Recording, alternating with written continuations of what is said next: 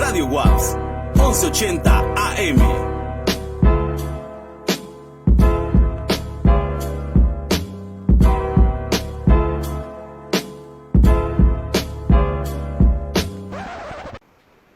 La carga más pesada nos destroza, somos derribados por ella, nos aplasta contra la tierra. Pero en la poesía amatoria de todas las épocas, la mujer desea cargar con el peso del cuerpo del hombre. La carga más pesada es, por lo tanto, a la vez, la imagen de la más intensa plenitud de la vida. Cuanto más pesada sea la carga, más a ras de tierra estará nuestra vida, más real y verdadera será. Por el contrario, la ausencia absoluta de carga hace que el hombre se vuelva más ligero que el aire. Sin vuelo hacia lo alto, se distancie de la tierra, de su ser terreno, que sea real solo a medias y sus movimientos sean tan libres como insignificantes. Entonces, ¿qué hemos de elegir? ¿El peso o la levedad? Muy buenas tardes, tengan todos ustedes. Bienvenidos a este su programa Dosis Filosóficas. Los saludamos no desde cabina de Ciudad Universitaria, ya lo saben ustedes, son especiales de pandemia, covidosos, y entonces pues aquí estamos haciendo la prueba de todos los jueves, guardando nuestra sana distancia todos. Yo soy Arely López y saludo a mis colegas.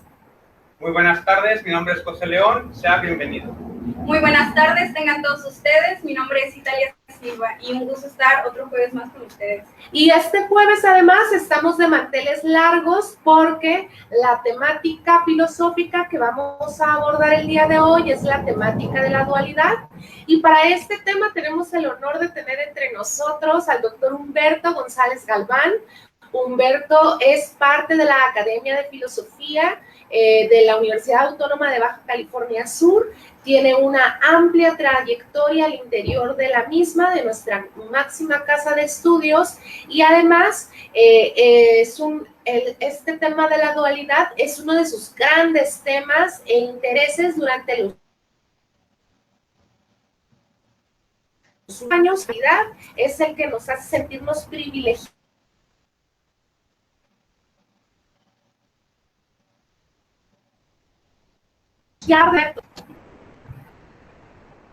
Se ha cortado 2 veces la comunicación, pero lo último no lo escuché. Ok, lo estábamos saludando, anunciándole a los escuchas y a las personas que nos miran en Facebook que estamos muy complacidos de que se encuentren con nosotros a través de esta videollamada. Si gusta usted, puede saludar al público. Sí. Pues hola a todos en esta nueva situación, aunque el tema también de lo nuevo hay que analizarlo.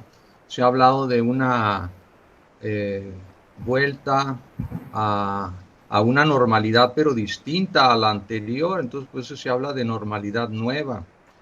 En fin,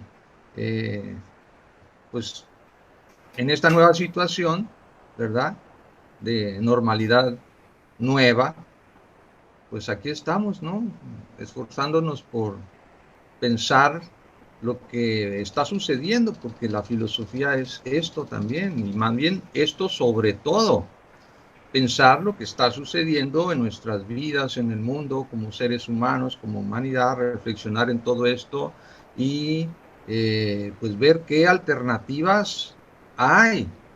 Y la alternativa que se ha manejado, ¿verdad?, con ese nombre de nueva normalidad, no deja de ser filosóficamente muy, muy, muy interesante. A ver si logro volver a esto después de rodear con este tema de la dualidad, que es el que nos está convocando esta vez.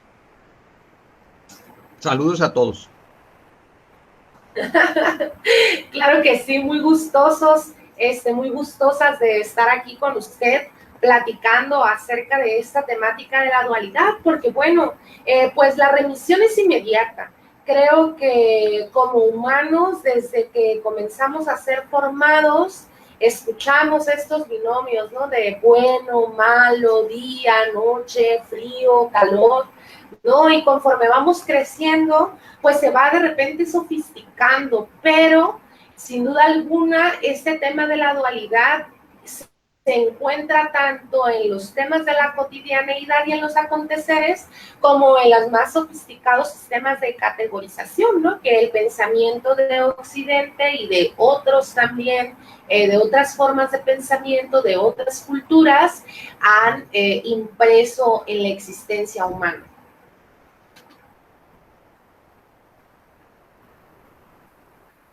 Bueno, Sí, yo como hice...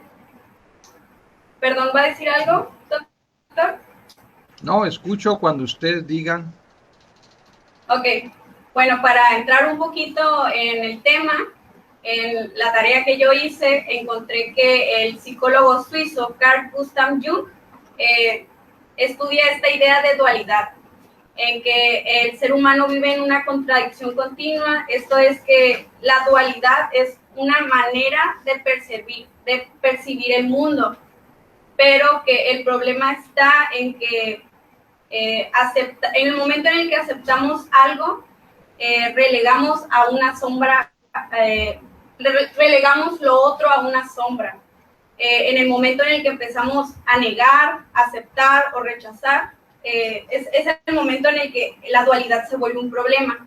Pero dice pues que nosotros como seres humanos estamos condicionados a ver lo dual en todas las cosas porque es una manera de interpretar el mundo.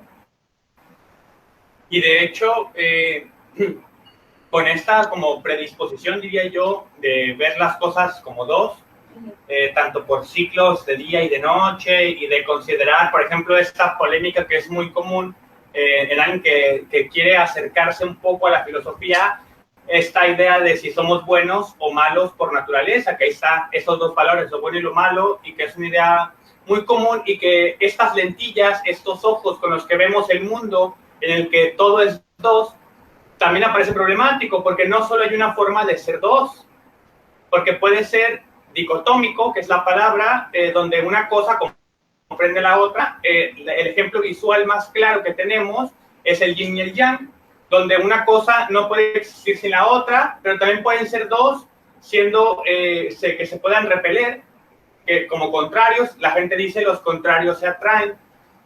Y algo que me quedó muy patente del doctor Humberto es algo que siempre dice, pero que me gustaría que lo compartiera la audiencia, que él dice, del uno no puede salir nada, del dos nace lo múltiple, de ahí nace todo. Entonces, a mí me gustaría que empezara con esta idea, doctor. Sí, no, bien dicho. De lo uno no sale sino lo uno, esa es la cosa, ¿no? Y ese uno termina convirtiéndose en nada. Y del dos nace lo múltiple, en realidad. Y pues es una lógica que hay que saber desentrañar, y para desentrañarla voy a mover, si quieren, un poco el tapete. A ver. Poniéndolo así de esta manera, para que me sigan más fácil. Por cierto, no indico. Voy a hablar muy libremente, sin así citar, más o menos cuando sea imprescindible, ¿no? Pero al final pudiera hacer referencia a algunos textos, que aquí los tengo, por cierto, al lado, para solo señalar de dónde provienen, ¿no?, estas ideas. Excelente. Y el tapete que mueve es ese, ¿no? Voy a ponerlo así. Base ontológica 1 contra base ontológica 2. Estamos tratando de movernos en la fundamentación filosófica. Y pues, base ontológica, ustedes lo saben bien, pero quizás haya quien no lo sepa. Por ontología, pues se trata de eso, ¿no? De investigar qué es el ser de las cosas. Entonces, pues, ¿qué mayor fundamentación filosófica pudiéramos estar investigando si no nos estuviéramos refiriendo al ser de las cosas? Entonces, base ontológica sería eso, ¿no?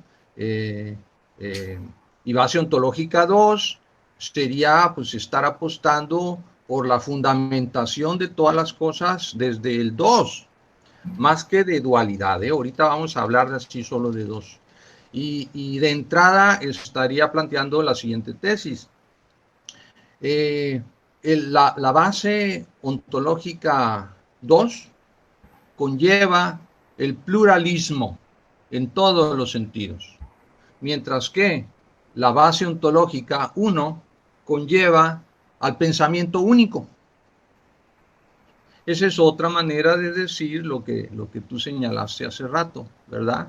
Del 1 no surge nada porque solo se repite el 1 al infinito.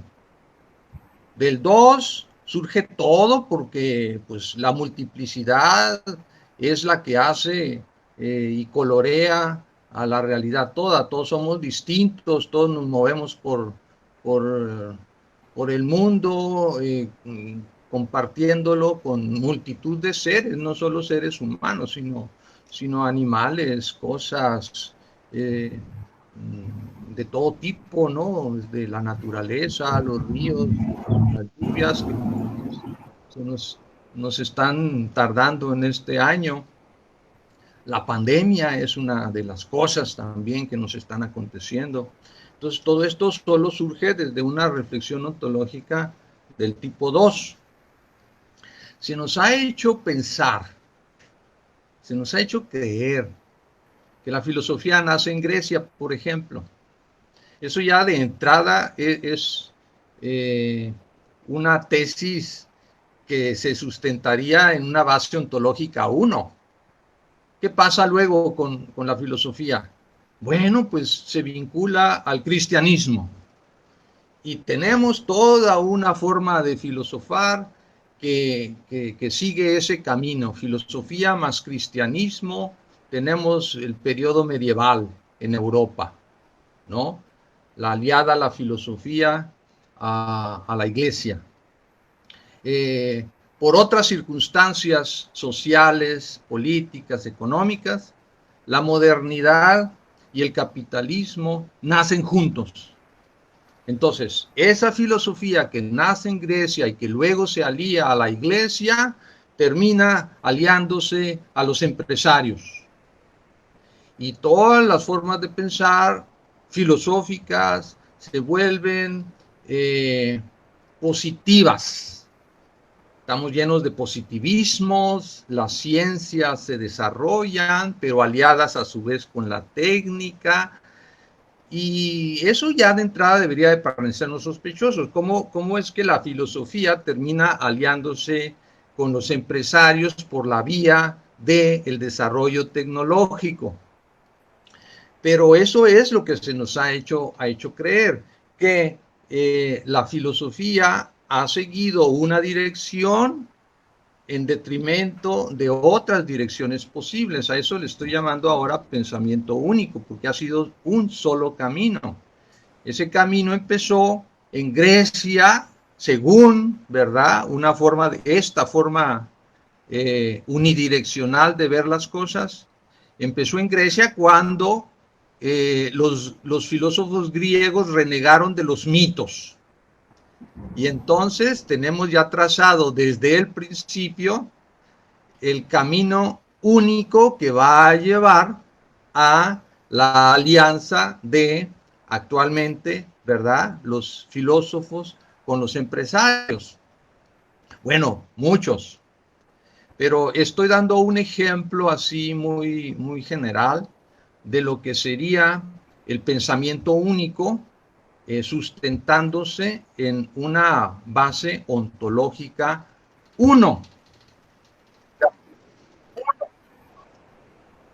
Y en la actualidad, la filosofía, pues, se ha estado planteando por muchas razones, que tampoco cabría ahorita en poco tiempo desarrollar en detalle.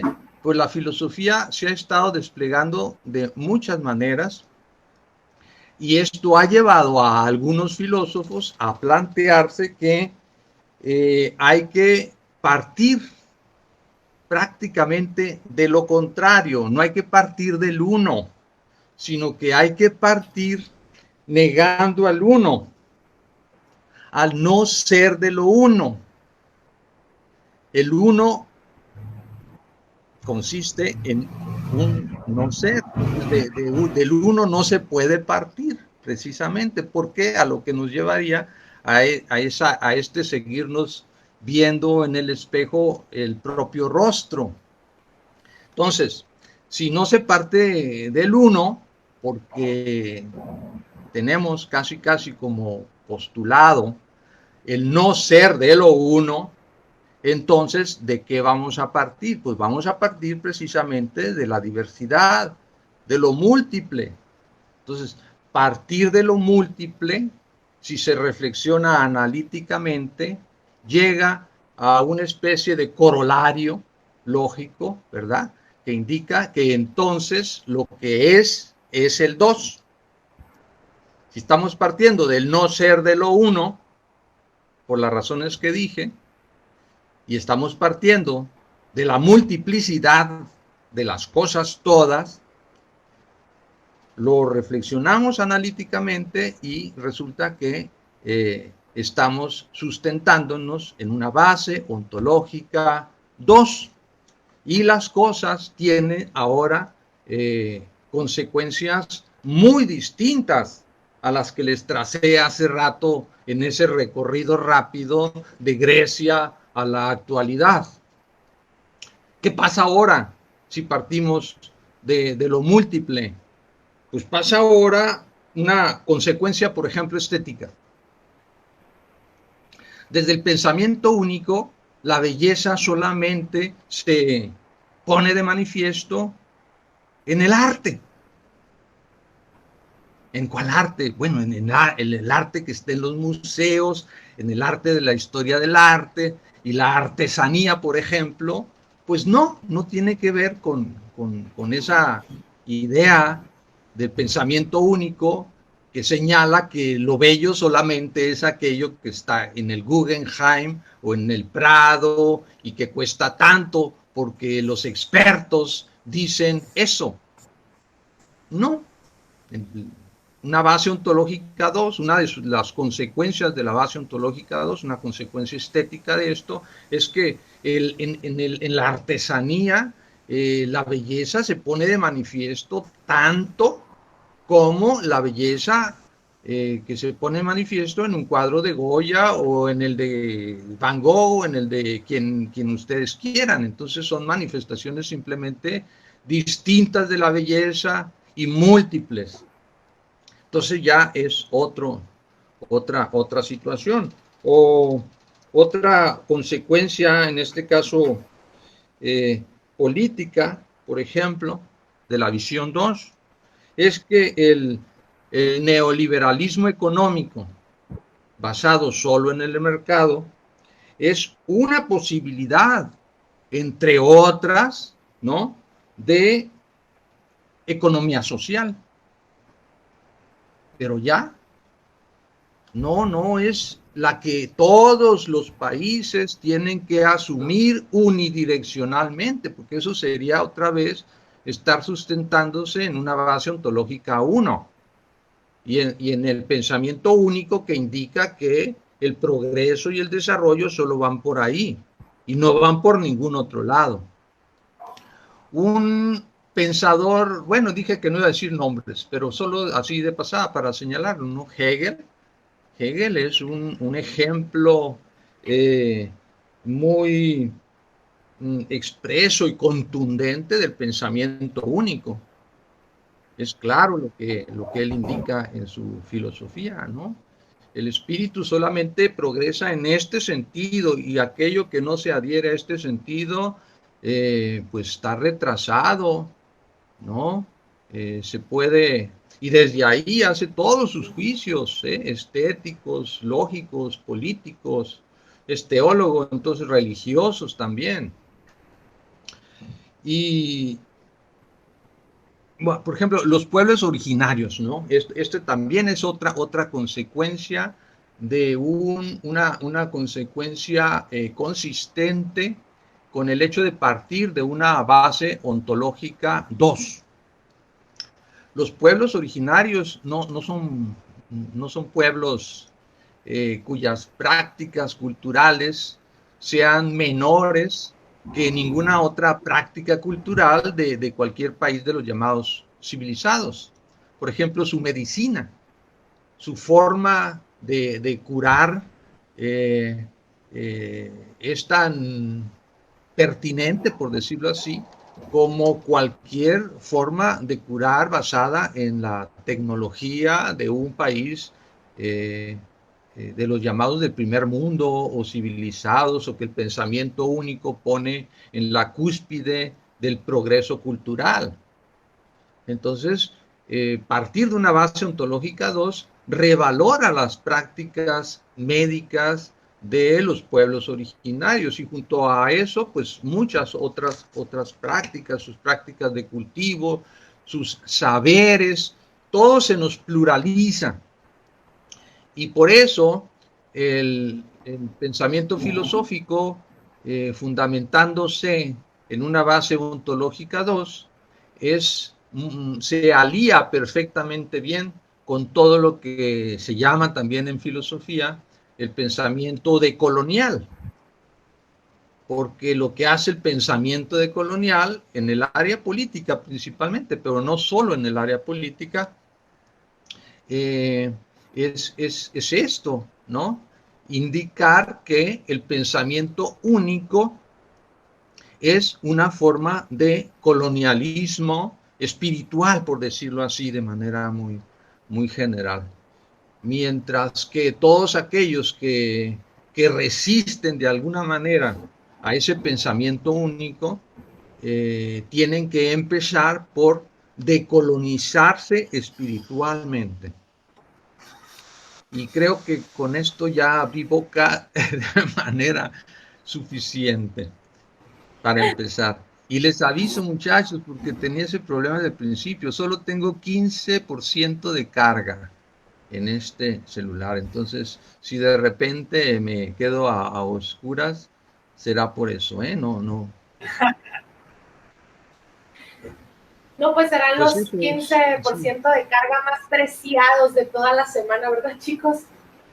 Doctor, entonces la base ontológica 1 podría considerarse como convencionalista, por ejemplo, el decir que la filosofía nació en Grecia o que la filosofía solamente existe en Europa, significaría que en México no hay filosofía o no se hace filosofía y que solamente se hace en ese territorio y espacio específico.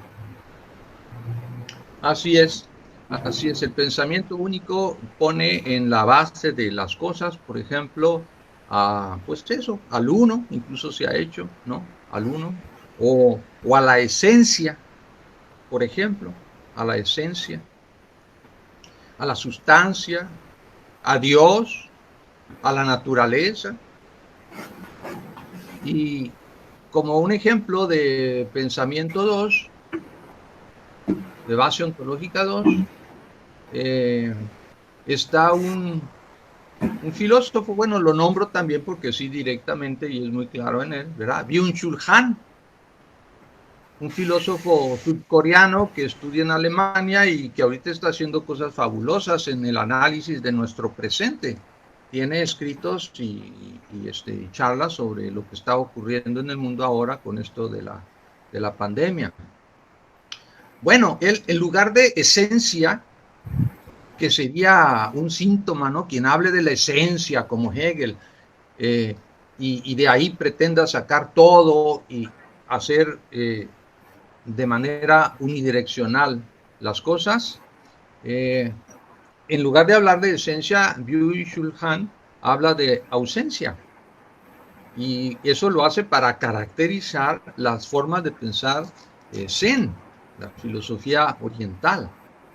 Ahora, la filosofía oriental depende de cómo se lea, poco tiene que ver con la filosofía griega, por lo menos tal como nos han hecho ver a la filosofía griega. Pero lo que también sostengo es que esa es una forma errónea, como nos han hecho ver a la filosofía griega, no es la forma correcta, es una forma ya viciada por el pensamiento único, que la coloca como fundamento del desarrollo que les dije al principio. ¿Qué pasa con Byung-Chul Han cuando en lugar de partir de la esencia, parte de la ausencia? cuando parte de la ausencia como el ser de las cosas, y pues eso ustedes deben serles familiares, ¿no? Porque el pensamiento oriental un poco es eso, el vacío, y ¿qué ocurre, no? Por ejemplo, llega a detalles como el siguiente, ¿no? ¿Por qué el arroz es la base de la alimentación china u oriental en general? Porque en lugar del trigo, del maíz, por el arroz. Pues resulta que el arroz no sabe a nada. Sabe a lo que le ponga uno. Esa es una consecuencia de el pensamiento plural, múltiple, de base ontológica 2. Vamos a seguir, y eso lo saco de ahí, ¿no? ¿Qué pasa con el arroz en la mesa que no sabe a nada? ¿Cómo sirven los chinos? Si ustedes van a los restaurantes de comida china, se van a dar cuenta. No hay un primer plato, un segundo plato, un postre, y así. En un orden también unilineal. Los chinos les llenan la mesa de arroz, condimentado de una manera, todos los platos se presentan juntos. Entonces, ya aunque sea una forma de servir la comida, ¿no? Con un orden, ya tenemos ahí contrastado un pensamiento único que unidirecciona las cosas para que primero la sopa, luego el plato fuerte y luego el postre, y creemos que así tiene que ser cuando en absoluto. Esta comparación sirve para poner un ejemplo de un evento, que además es un evento importante, pues esto de alimentarse uno lo hace todos los días, ¿no? Tiene que hacerlo, aunque por desgracia no todos, pero en fin, no entro en la crítica de por qué ese no todos en la alimentación. Es consecuencia una consecuencia última de una base ontológica 1. Pero a lo que voy en última instancia, Italia sin ahí, es a esto, ¿verdad? Que las cosas son mucho más esplendorosas que como nos las han hecho ver. Y la filosofía tiene en esta situación especial de pandemia la oportunidad de profundizar justamente en alternativas que siempre han estado ahí, pero que no las hemos asumido porque hemos creído que las cosas tienen que ser solo de una manera. Para sacar un título universitario tenemos que entrar a la universidad, ir a clases, estar ahí en las clases, no salirnos de los salones, aunque ustedes luego no hacen eso. Sacar buenas calificaciones. No, ahora esta situación de pandemia nos obliga a ver otras alternativas, pero como estas alternativas, pues tienen que abrirnos estas alternativas, ¿verdad? A más alternativas, porque hay otras, no solamente esta que estamos concretando ahorita en esta grabación, ¿verdad? Entonces, estamos de veras, así frente al abismo de darnos cuenta que el acontecimiento es múltiple, multicolor, huele de maravillas, así como si nos sirvieran no todo en la mesa al mismo tiempo, lleno de fragancias. Tenemos esa oportunidad de pensar que las cosas no son como nos las han venido diciendo, que pueden ser de muchas otras maneras, mucho mejores a como hemos vivido nuestras vidas. Claro. Yo tengo una pregunta, perdón. Sí, dale. Yo tengo una pregunta. Es bien conocido el movimiento de lo único, del uno. Es algo que se sobrepone en un sitio, se considera que es el todo. Por ejemplo, ideas como el absoluto, lo trascendental, la única verdad, el único método, la idea del progreso, que es que tiene una dirección, que tiene un fin, y que al momento de estar colocada, de estar posicionada, lo que hace es negar a las otras manifestaciones.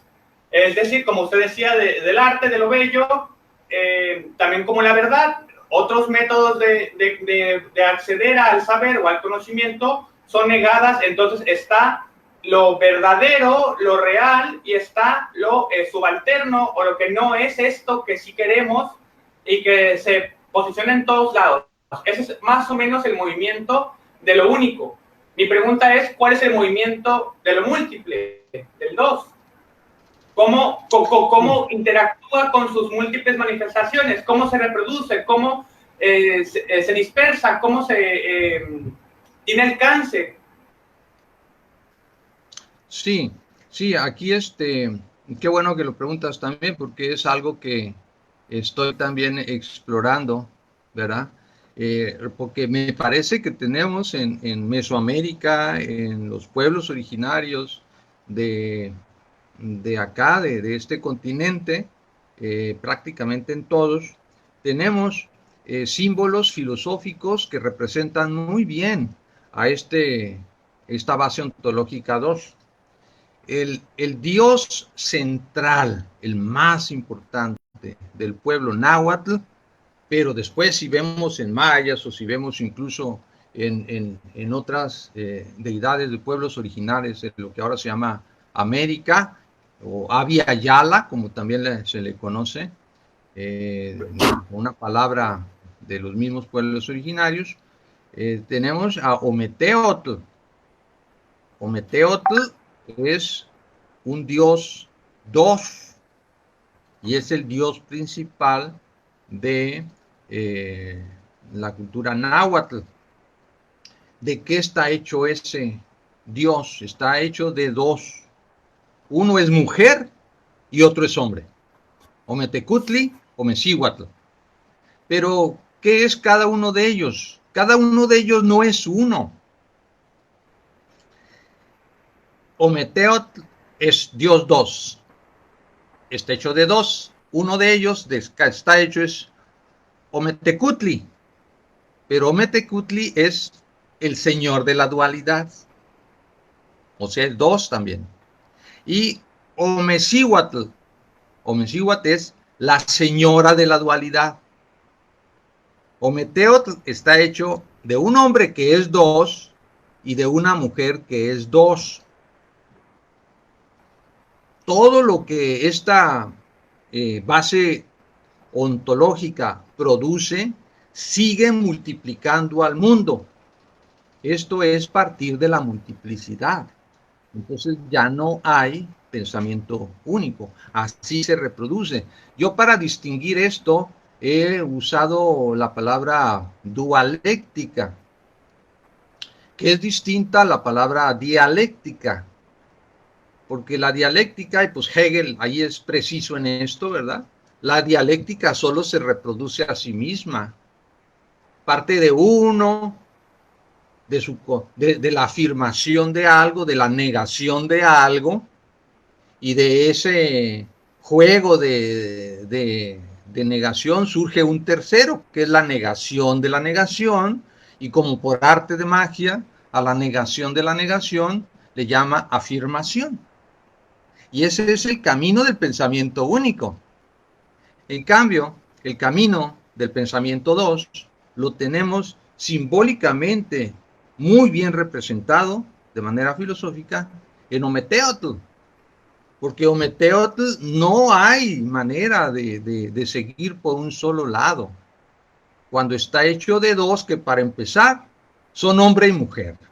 Que eso también es muy rescatable en muchos sentidos, que ahorita sería llevarnos por otro lado, ¿no? Hablar del patriarcado y de como uno de los productos del pensamiento único y cosas por el estilo. Pero a partir de Ometeotl como símbolo filosófico de una base ontológica 2, no nos lleva a patriarcado ninguno, entre otras de sus consecuencias. Y eso es algo que hay que trabajar en muchos sentidos, ¿no? esa figura simbólica de Ometeotl como representante muy, muy nuestro de la base ontológica 2. Y todavía más cerca a nosotros, estoy empeñado en hacer algo que pues, sería filosofía California. Y la filosofía California solo es posible si consideramos partir de una base ontológica 2. Si quisiéramos partir de una base ontológica 1 y atenernos al instrumental metodológico de las ciencias positivas, pues es absurdo, eso no, simplemente no. Los californios no tenían filosofía. ¿Por qué? Pues porque no hay documentos, porque, a ver, los edificios culturales, ¿dónde están? ¿No? Su lengua, qué vestigios quedaron. Entonces, pues tenemos muchos que hacer, muchachos, y ya solo me quedan 5% de carga. Ya me llegó un primer aviso. También ya tengo mucha edad. Hay mucho que hacer. A ver qué tanto alcanzamos a hacer, pero yo tengo como ejemplo al doctor Rubén Salmerón, que miren, tiene más camino andado que yo y ahí está, ¿no? Muy fuerte y muy... Le mando un saludo desde aquí también. Saludos. Salmerón. Claro que sí. Un saludo muy grande al doctor Salmerón. Esperemos que ahora que ya anda incursionando también en la tecnología, esté viéndonos por ahí por el canal de comunicación Radio WAPS, porque anda incursionando. Sí, No afuera. ¿Quieres añadir algo? Yo tenía preparado algo respecto a la figura de Ometeotl, pero por el tiempo, o sea, el 5%, es preferible que terminemos bien el programa antes y que no se corte de pronto. Bueno, Okay. Antes de que usted nos guste compartir un comentario ya, pues de alguna forma donde confluyan todos estos aspectos tan importantes y tan ricos que ha abordado con nosotros, aparte de agradecerle, por supuesto, su tiempo y su generosidad, me gustaría comentarle que me ha remitido de inmediato lo que aquí hemos estado platicando en cómo es importante darle un peso ontológico a lo que en otras ocasiones se invisibiliza. Es decir, usted lo sabe mucho mejor que yo tuve la honra de ser su estudiante, pues las éticas estas practicadas durante el medievo, ¿no? El tapón era, como el pretexto era, la maldad es la ausencia del bien. O sea, el mal es tan insignificante que ni siquiera tiene una existencia propia, solo es la ausencia del bien. Y esto pareciera ser una pauta muy específica de la ética medieval, pero si hacemos el ejercicio de analogar lo que sucede en otras ramas del conocimiento, en otras ramas de las disciplinas, de las prácticas éticas e incluso de las prácticas políticas, pues podemos notar que lo que usted comenta es patente, es decir, en la medida en que nosotros damos un peso ontológico que no invisibilice a las prácticas o subordine algunas prácticas respecto a la omnipresencia de alguna práctica específica, pues en esa medida podemos esperar resultados diferentes, ¿verdad? Llevando a cabo procesos diferentes, y no con el afán de hacer, dirían los opositores, un pensamiento más lato, sino al contrario. No se pierde el rigor, solo que es un rigor muchísimo más respetuoso con las diversidades que no necesariamente deben excluirse e invisibilizarse. No sé si guste comentarnos algo al respecto, doctor. Sí, Areli, en este es 3% que me queda de carga aquí. Solo indico, mira, tú empezaste citando una poesía de Amazonia, ¿verdad? A Milán Kundera. Poesía Amazonia, ¿no era? Bueno, en fin, noté eso, peso, levedad, ¿no? Y claro, Kundera está ahí presente, peso, levedad. Y por supuesto que una base ontológica 2 apostaría por la levedad ontológica, no por el peso ontológico. En términos, digamos así, de gravedad ontológica, ¿verdad? El pensamiento 2 apuesta por la levedad, no por el peso. El hecho mismo de acudir a la novela desde la filosofía o a la poesía, amazonia o la que sea, es también un signo de que uno está haciendo un trabajo fundamentándose en una base ontológica 2 y no en una base ontológica 1, donde solamente tienen sentido los artículos indexados por CONACYT en las revistas en autores que tienen muchas lecturas y demás, ¿no?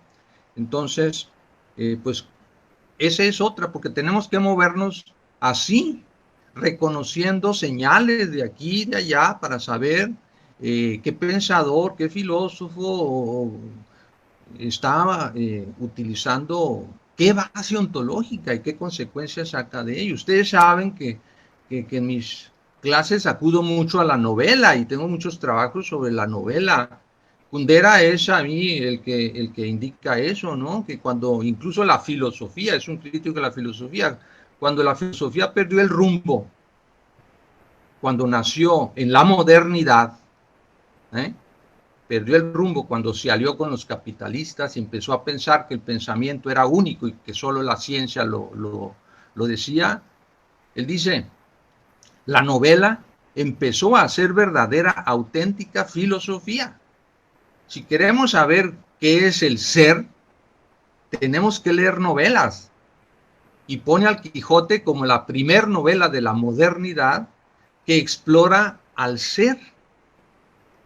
Cuando los filósofos dejaron de atender al ser del ser humano por atender a una fracción de ese ser, que es la ciencia. Pero como ya dije hace rato, la ciencia no inocente, no, la ciencia aliada al capitalismo, a la acumulación del capital y demás. En fin, esa es otra historia también. Pero ese sería mi último comentario, que un signo que también nos hace reconocer al pensamiento filosófico de base ontológica 2 es esa alianza con la poesía principalmente, con la literatura en general. Bueno, pues muchas gracias, doctor Humberto, por compartir este programa con nosotros. Nos da muchísimo gusto que se encuentre usted bien. Estamos viendo que también usted está en casa, ¿no? Y esperamos que sea la primera de otras ocasiones, tal vez con un poco más de tiempo y calma, con más porcentaje de batería, pueda venir a compartir con nosotros. Muchas gracias. Muy bien, nos encontramos, muchachos, síganse cuidando y nos vemos pronto de una u otra manera, Adiós. Bye. Bye. Bye. Esto sería base ontológica 2. Solo le vamos a pedir, por favor, que usted cuelgue la llamada porque nosotros debemos despedir al público, pero muchísimas gracias. Y no pongo el otro signo de que indicaría la base ontológica 1, porque parecería grosería. Hermoso. Adiós.